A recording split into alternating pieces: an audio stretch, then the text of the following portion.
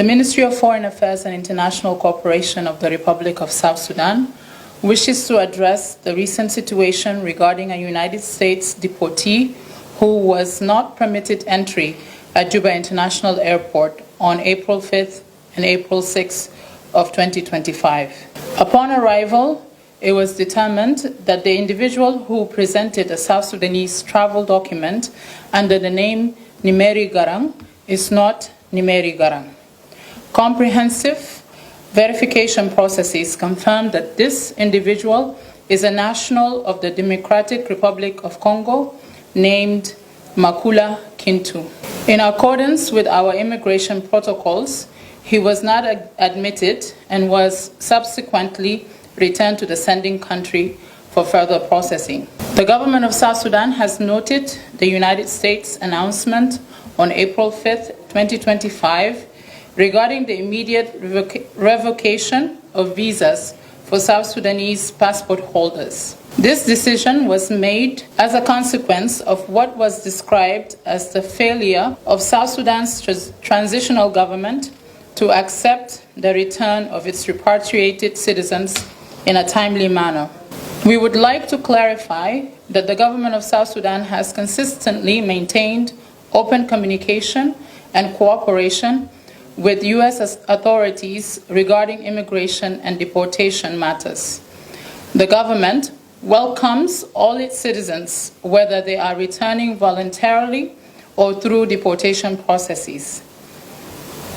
Records available to both governments clearly indicate that Mr. Makula Kintu is a citizen of the Democratic Republic of Congo, not South Sudan. According to information provided by the U.S. Department of Homeland Security, Mr. Kintu entered the United States on August 21st, 2003, and voluntarily departed for the Democratic Republic of Congo in 2009 under file number A098150-764.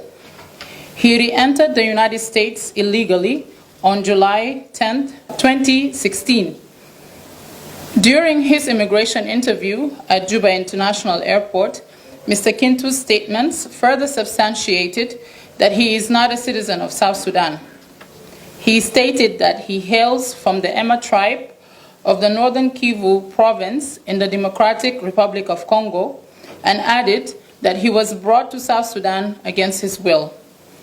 Relevant video evidence of these proceedings has been shared with the U.S. Ambassador in Juba and the Department of State in Washington, D.C. Communications from the State Department through our embassy in Washington, D.C.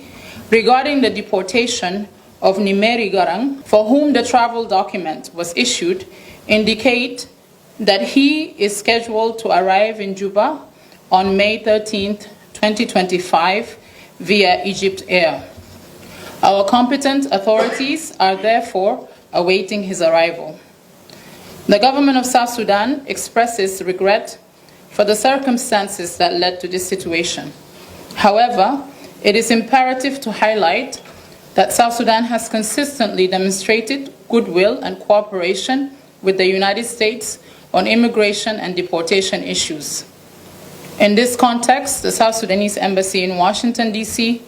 has issued emergency travel documents for 21 out of 23 individuals identified by U.S. authorities, with some successfully repatriated and admitted into South Sudan without issue.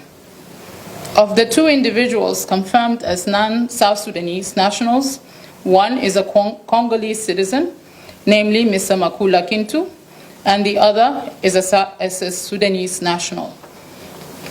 The government deeply regrets that despite this history of collaboration and partnership, South Sudan now faces a broad revocation of visas based on an isolated incident involving misrepresentation by an individual who is not a South Sudanese national.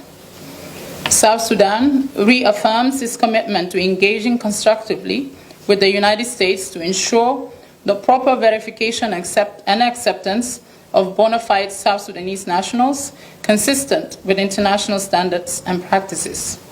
South Sudan values its its strong partnership with the United States and appreciates the significant contributions made by the American government and people, as well as the South Sudanese community residing in the U.S.